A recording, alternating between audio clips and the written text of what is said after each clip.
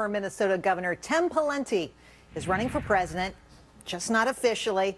During an interview on CNN, Pawlenty said, "I'm running," but later clarified that it wasn't an announcement, only that he has an exploratory committee.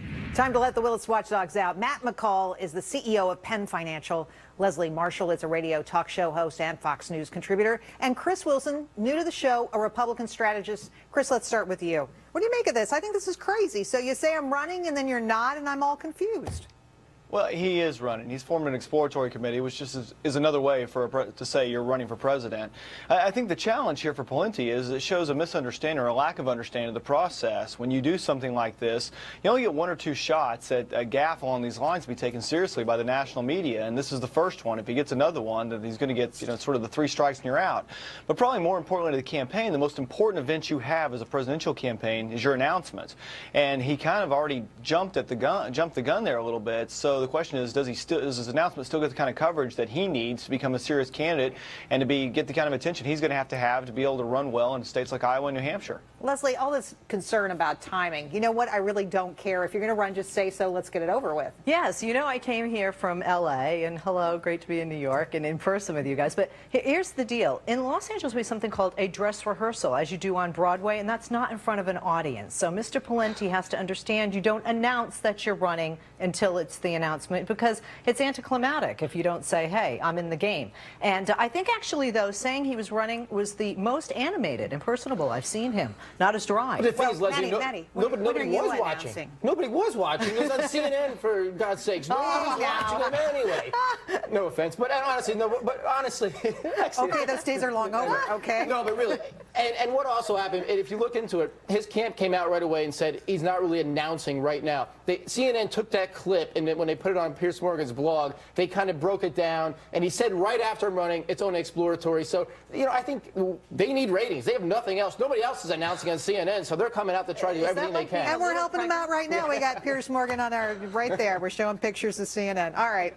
We're going to move on. The Center for Public Integrity reporting on a disturbing trend at the White House. The logs missing names of thousands of visitors, that is, including lobbyists, donors, experts, friends, you name it. The administration brags about making such records available, but they're not accurate or truthful in the first place. In fact, according to Politico, the event column was not filled out for more than 200,000 visits. Leslie, is this any way to maintain transparency and openness? Well, I don't think they're trying to hide things. I think, honestly, that one of the things the House doesn't have in order, not only in this, but prior administrations, whether you're talking paper shredding, disappearing emails, logs that don't have names, and we've seen guests that are invited, aren't they invited to events with the president? This is something where they need to get their staff under control and retrain. No question. So I'm not going to make excuses for the Democratic president. So wait a minute. Chris, you got to jump in here. So we've got to retrain our staff now because they're not doing it right. Come on. They're trying to hide stuff. I think this is typical of this White House. This is the same White House that gave us a stimulus bill that didn't stimulate anything, a health care bill that didn't address the real problems with health care. They give us spending cuts that don't cut any spending. I mean, this is what we've used to seeing as sort of the first postmodern president that really understands the Orwellian speak of politics. And that's they say they're going to be transparent, and they're anything but transparent. In fact, they're probably the most secretive White House going back since Nixon. And I think from that standpoint, it shouldn't surprise anyone. Maddie? I mean, there's 2 issues here. One, of those 200,000 people, how many were lobbyists? And that's where the transparency issue comes in. I think there's a lot of lobbyists sneaking in there. The second thing is, what about just national security? There's 200,000 people that are not logged in going into the White House, basically the ruler of the world in my mind, and we don't know who they are. That's very scary. I mean, and the people who crash, the crashers at parties, the Lilis or whatever their name are, get a reality show. You were probably there, and you didn't want your name. I couldn't get in. I'm scared because I just agreed with you. I think that's the first. Okay, all right.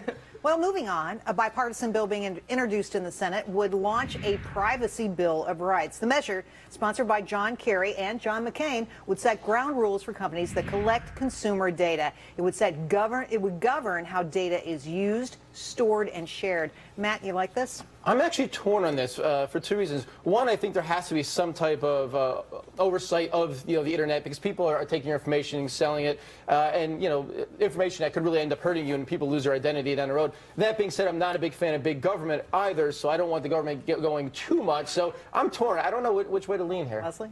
Well, I'm not torn because I'm not, anti-big government, being here on the left. But I very much favor people's privacy being protected, because we're seeing a lot of abuses coming on. I think it's only getting worse with these social networking services and how many sites are going to come up in the future. But can be a slippery slope when you look at possibility of censorship and how far is the reach. If there's an overreach, that's a concern for me. Where do you come down, Chris? Well, I think it's amazing how far John McCain has come. In 2008, he couldn't even use a computer. Now he's tweeting, and he's an expert in internet privacy. It's pretty remarkable. But, the crazy thing about this legislation is all it does is really enshrine what's already happening. And people vote with their fingertips when it comes to these things. And if there is a site that is not offering adequate privacy, people don't go there. They shy away.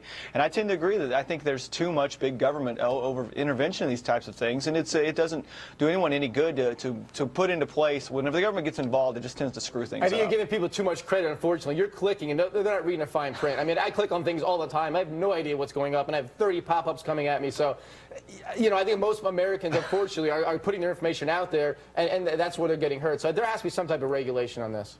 Huh. I have never heard you utter those words. All right. Here's the story you've been waiting for. Students at LaSalle University in Philadelphia say exotic dancers were part of a professor's extra credit symposium on business ethics. Right. Officials at the Catholic school say the professor, this is just full of one-liners. Jack Rappaport has been suspended, and they are investigating the seminar, which ended abruptly once the dean showed up.